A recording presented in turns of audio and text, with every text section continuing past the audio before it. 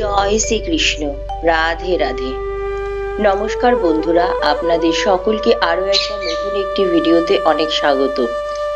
আজকের এই মুহূর্তটি আপনার জীবনের এক বিরাট পরিবর্তন নিয়ে আসবে। আপনি কি ক্লান্ত? আপনি কি মনে করেন যে আপনি সৎ পথে চলছেন, কারো ক্ষতি করেননি, তবুও বারবার আপনার সাথে কেন এত অন্যায় হচ্ছে? যদি আপনার হৃদয়ে প্রশ্নটি বারবার উকি দেয় যে আমি তো ভালো, তবে আমার ভাগ্য কেন এত খারাপ, তবে জেনে রাখুন স্বয়ং শ্রীকৃষ্ণ আজ আপনাকে এই ভিডিওটির মাধ্যমে কিছু বলতে চাইছেন।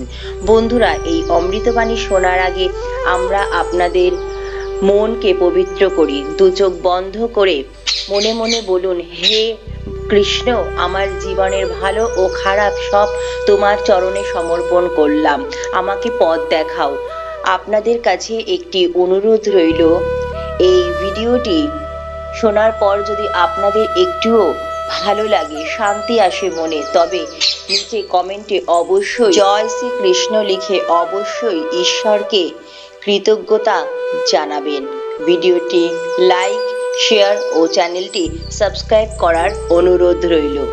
চলুন বন্ধুরা, আর দেরি না করে ভগবান শ্রীকৃষ্ণের সেই অমৃত বাণী, যা অর্জুনের মতো আজও আপনাকে সমস্ত গ্লানি থেকে মুক্ত করবে। হে পার্থ, হে আমার প্রিয় ভক্ত, তুমি কি মনে করো যে এই জগৎ তোমায় ঠকাচ্ছে?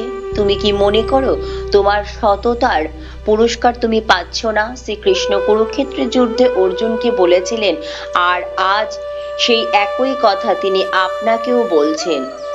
মানুষের জীবনে এমন সময় আসে যখন মনে হয় চারিদিক অন্ধকার। আপনি যার জন্য নিজের সবটুকু দিয়ে দিলেন, সেই মানুষটাই হয়তো আপনাকে সব থেকে গভীর আঘাত দিল। আপনি কর্মক্ষেত্রে সততার সাথে কাজ করলে কিন্তু উন্নতি হলো সেই চাটুকার ব্যক্তির, যে মিথ্যার আশ্রয় নেয়। সংসারে আপনি শান্তি চাইলেন কিন্তু পেলেন শুধুই অপমান আর অবহেলা। তখন মানুষের মনে প্রশ্ন জাগে, ঈশ্বর কি তবে নেই? যদি থাকেন তবে তিনি কি অন্ধ?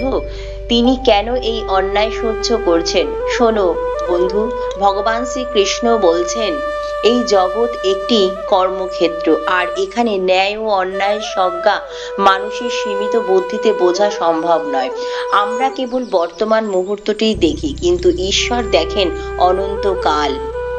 আমরা যখন কোনো বীজ বপন করি, আমরা কি পরের দিনই ফল পাই? না, মাটির নিচে সেই বীজটি অন্ধকারে একাই লড়ে ফেটে যায়, অঙ্কুরিত হয়, তারপর মাটি ভেদ করে আলোর মুখ দেখে। আপনার জীবনে চলা এই অন্যায়গুলো হলো সেই অন্ধকারের স্তর, যা আপনাকে অঙ্কুরিত করতে সাহায্য করছে। আপনি ভাবছেন আপনি শেষ হয়ে যাচ্ছেন, কিন্তু শ্রীকৃষ্ণ বলছেন, না, তুমি প্রস্তুত হচ্ছ এক মহৎ পরিণতির জন্য। শ্রীকৃষ্ণ গীতায় বলেছেন, কর্মাণ্যে অধিকারস্তি মা ফলেশ্বর কদাচনা। অর্থাৎ কর্মে তোমার অধিকার আছে, কিন্তু ফলের ওপর তোমার কোনো অধিকার নেই। কিন্তু প্রভু, যদি কর্ম ভালো হয় তবে ফল খারাপ কেন? এই প্রশ্নের উত্তরে শ্রীকৃষ্ণ বলেন, তুমি আজ যা ভোগ করছো তা কেবল আজকের কর্মের ফল নয়, এটি এক বিশাল চক্র। হতে পারে এই অন্যায়, এই কষ্ট তোমার পূর্বের কোনো ঋণ শোধ করছে, অথবা হতে পারে এই কষ্ট তোমাকে এমন এক উচ্চতার সুখের জন্য তৈরি করছে যা তুমি কল্পনাও করতে পারো না।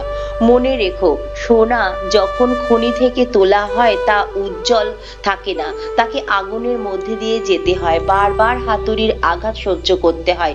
সোনা যদি প্রশ্ন করে, কেন আমাকে পোড়ানো হচ্ছে, তবে স্বর্ণকার উত্তর দেবে, কারণ তোমাকে আমি মুকুটে বসাতে চাই, মাটির নিচে নয়।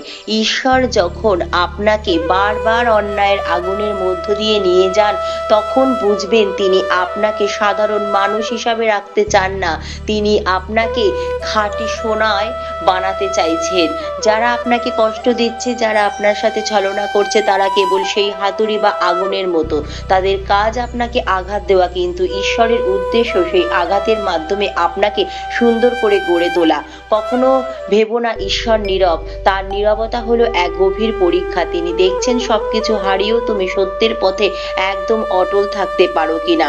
যে ব্যক্তি অন্যায় শিকার হয়েও নিজের সততার বিসর্জন দেয় না, শ্রীকৃষ্ণ স্বয়ং তার সারথি হয়ে তার জীবনের রথ পরিচালনা করেন। হে মানব, তুমি কি মনে করো যারা আজ তোমার সাথে অন্যায় করে হাসছে তারা জিতে গেল? শ্রীকৃষ্ণ মহাভারতে দুর্যোধনকে অনেক সুযোগ দিয়েছিলেন। দুর্যোধন ভেবেছিল সে পাণ্ডবদের সব কিছু কেড়ে নিয়ে সফল হয়েছে, কিন্তু সেই সফলতা কি স্থায়ী ছিল? না।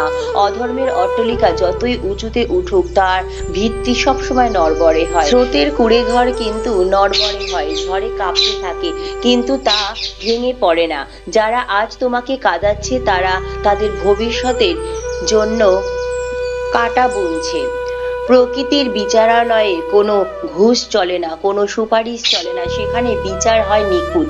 যে অশ্রু আজ তোমার চোখ থেকে পড়ছে সেই প্রতিটি ফোঁটার হিসাব মহাকাল রাখছে। শ্রীকৃষ্ণ বলেন অধর্মের দ্বারা মানুষ সাময়িক বৃদ্ধি পায়, অনেক কিছু অর্জন করে, শত্রুর ওপর জয়লাভও করে, কিন্তু শেষে সে মূলসহ বিনাশ প্রাপ্ত হয়। তাই আজ যদি তোমার সাথে অন্যায় হয় তবে প্রতিশোধের আগুনে নিজেকে জ্বালিয়ে দিও না, রাগ করো না, বরং তাদের জন্য করুণা করো, কারণ তারা জানে না তাদের নিজেরাই অজান্তে তাদের নিজেদেরই ধ্বংস ডেকে আনছে। তুমি শান্ত থাকো, যুদ্ধ বাইরের মানুষের সাথে না, যুদ্ধটা তোমার নিজের সাথেই হয়। তোমার যুদ্ধ নিজের পরিস্থিতির সাথে। ধৈর্য ধরো, সময় সবকিছুর উত্তর দিয়ে দেবে। মনে রেখো, সূর্যের আলো আটকানোর ক্ষমতা কোনো মেঘের নেই। মেঘ আসে, আকাশ কালো করে, কিন্তু সূর্য তার জায়গাতেই থাকে। তোমার স্রোত হলো সেই সূর্যের মতো, অন্যায়ের মেঘ সরে যাবেই, আর সেদিন তোমার আলোয় সারা জগৎ আলোকিত হবে। একটি ছোট্ট কাহিনীর মাধ্যমে এই সত্যটি উপলব্ধি করি। একবার এক গ্রামে এক অত্যন্ত ধার্মিক ব্যক্তি বাস করতেন। তিনি দিন রাত কৃষ্ণের নাম জপ করতেন এবং সাধ্য সামর্থ্য মতো মানুষের সেবা করতেন, কিন্তু অদ্ভুতভাবে তার জীবনে দুঃখের শেষ ছিল না। তার সন্তান অসুস্থ ছিল, ঘরে খাবার ছিল না এবং গ্রামের কিছু দুষ্টু লোক তাকে সারাক্ষণ উপহাস করত। অন্যদিকে সেই গ্রামে এক অধার্মিক জমিদার ছিল। সে মানুষকে ঠকাতো, অত্যাচার করত, কিন্তু তার ধন সম্পদ দিনকে দিন বাড়তেই লাগলো। সে সুখে শান্তিতে দিন কাটাচ্ছিল। একদিন সেই ধার্মিক ব্যক্তিটি মন্দিরে গিয়ে কেঁদে বললেন, হে গোবিন্দ, আমি আজীবন তোমার নাম নিলাম, তবু আমার এই দশা, আর ওই পাপী জমিদার এত সুখে আছে, তোমার বিচার কি অন্ধ? সেদিন রাতে স্বপ্নে শ্রীকৃষ্ণ সেই ভক্তকে দেখা দিলেন। তিনি বললেন, বৎস, তুমি যা দেখছো তা কেবল এই মুহূর্তের ছবি, এসো তোমাকে আসল সত্য দেখাই। ভগবান তাকে দেখালেন যে সেই জমিদারের পূর্ব জন্মে অনেক পুণ্য ছিল, যার ফল সে এখন ভোগ করছে, কিন্তু তার বর্তমান পাপ কাজগুলো জমা হচ্ছে এক বিশাল পাহাড়ের মতো, তা অচিরেই তার উপর ধসে পড়বে। আর ওই ভক্তের জীবনের কষ্টগুলো ছিল তার শেষ কিছু কর্মের ঋণ, যা এই কষ্টের মাধ্যমে ধুয়ে মুছে পরিষ্কার হয়ে যাচ্ছে। শ্রীকৃষ্ণ হেসে বললেন, তোমার এই দুঃখের দিন শেষ, তুমি এখন শুদ্ধ, কিন্তু ওই জমিদারের পাপের ঘড়া পূর্ণ হয়েছে, তার বিনাশ এখন কেবল সময়ের অপেক্ষা। ঘুম ভাঙার পর সেই ভক্ত বুঝলেন তিনি যা অন্যায় বা দুর্ভাগ্য ভাবছিলেন তা আসলে ছিল ঈশ্বরের কৃপা, তাকে পাপমুক্ত করার এক প্রক্রিয়া। বন্ধুরা, এই গল্পটি আমাদের শেখায় যে আমাদের দৃষ্টিশক্তি খুবই সীমিত, আমরা পুরো ছবিটা দেখতে পাই না। তাহলে জীবনে যখন বারবার অন্যায় হবে তখন আপনি কি করবেন? শ্রীকৃষ্ণ গীতায় এর 3টি সমাধানের কথা বলেছেন। 1. প্রতিক্রিয়া দেখিও না, উত্তর দাও। কেউ অপমান করলে সাথে সাথে রেগে যাওয়া হলো প্রতিক্রিয়া, কিন্তু শান্ত থেকে মুচকি হেসে নিজের কাজ করে যাওয়া হলো উত্তর। তোমার নীরবতা, তোমার সাফল্য একদিন সেই অপমানের যোগ্য জবাব দেবে। 2. বিশ্বাস হারিও না, যখন সব দরজা বন্ধ মনে হবে জানবে ঈশ্বর নতুন কোনো দরজা খোলার প্রস্তুতি নিচ্ছেন। তিনি কখনোই তার ভক্তকে অসহায় অবস্থায় ত্যাগ করেন না। গীতায় ভগবান প্রতিজ্ঞা করেছেন, না মে ভক্তাহা প্রাণাস্বাতি, আমার ভক্তের কখনো বিনাশ হয় না। এই কথাটি হৃদয়ে খোদাই করে নাও। 3. নিজের কর্ম থামিও না, মানুষের সব থেকে বড় ভুল হলো অন্যায় শিকার হয়ে সে নিজের ভালো কাজ করা ছেড়ে দেয়। সে ভাবে ভালো হয়ে কি লাভ, কিন্তু শ্রীকৃষ্ণ বলেছেন, অন্যের অধর্ম দেখে তুমি তোমার ধর্ম ত্যাগ করো না, তুমি ভুল হয়ে ফোটো। কেউ যদি তোমাকে ছেড়ে ফেলে তবুও তুমিও তোমার সুবাস ছড়ানো বন্ধ করো না, কারণ সুবাস দেওয়াই তোমার স্বভাব। তোমার সাথে যা ঘটেছে তা তোমার হাতে নেই, কিন্তু এখন তুমি কি করবে তা সম্পূর্ণ তোমার হাতে। অতীতকে নিয়ে কেঁদো না, ভবিষ্যতের চিন্তায় ভয় পেও না, শুধু আজকের দিনটি শ্রেষ্ঠ করার চেষ্টা করো। মনে রেখো, মহাভারতের যুদ্ধে অর্জুন যখন অস্ত্র ফেলে দিয়েছিলেন, শ্রীকৃষ্ণ তাকে যুদ্ধ করতে বলেছিলেন, কিন্তু সেই যুদ্ধ ছিল নিষ্কাম কর্ম, অর্থাৎ রাগ বা ঘৃণার বশবর্তী হয়ে নয়, বরং কর্তব্যের খাতিরে ন্যায়ের জন্য লড়াই করো। তোমাকেও তোমার জীবনে কুরুক্ষেত্রে লড়তে হবে, হাল ছেড়ো না।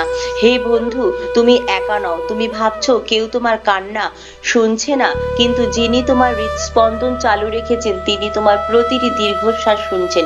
জীবনে অন্যায় আসা মানেই জীবন শেষ নয়, এটি একটি অধ্যায় মাত্র। বইয়ের পাতা উল্টাও, দেখবে পরের অধ্যায় তোমার জন্য অপেক্ষা করছে এক অলৌকিক বিজয়। ঈশ্বর তোমাকে ভাঙছেন, কারণ তিনি তোমাকে নতুন করে গড়তে চাইছেন। আজ রাতে ঘুমানোর আগে সব দুশ্চিন্তা, সব খারাপ, সব অভিযোগ একটি পুঁটুলিতে বেঁধে মানসিকভাবে শ্রীকৃষ্ণের চরণে সমর্পণ করে দাও। বলো, হে প্রভু, আমি আর পারছি না, এবার তুমি ধরো, এই অন্যায়ের বিচার তুমি করো, আমি শুধু আমার ধর্ম পালন করব। দেখবে এক অদ্ভুত প্রশান্তি তোমার হৃদয়ে পূর্ণ করে দেবে। যে ভার তুমি এতকাল বইছিলে তা হালকা হয়ে যাবে। শ্রীকৃষ্ণের বাঁশির সুর তোমাকে ডাকছে, সেই সুরে কান পাতো। এই পৃথিবীর কোলাহল, এই মিথ্যা সম্পর্কের মায়াজাল, এই অপমান সব তুচ্ছ মনে হবে যখন তুমি এই পরম সত্যের স্বাদ পাবে। মনে রেখো, রাত যত গভীর হয় ভোর তত কাছে আসে। তোমার জীবনের অন্ধকার রাত শেষ হতে চলেছে, ভোরের সূর্য উঁকি দিচ্ছে। শুধু বিশ্বাস রাখো, শুধু ভরসা রাখো। বন্ধুরা, আজকের ভগবান শ্রীকৃষ্ণের অমূল্য বাণী আপনাদের কেমন লাগলো অবশ্যই কমেন্ট করে জানাবেন। অনেক অনেক ধন্যবাদ মনোযোগ সহকারে এতক্ষণ ভিডিওটি শোনার জন্য। জয় শ্রীকৃষ্ণ। রাধে রাধে।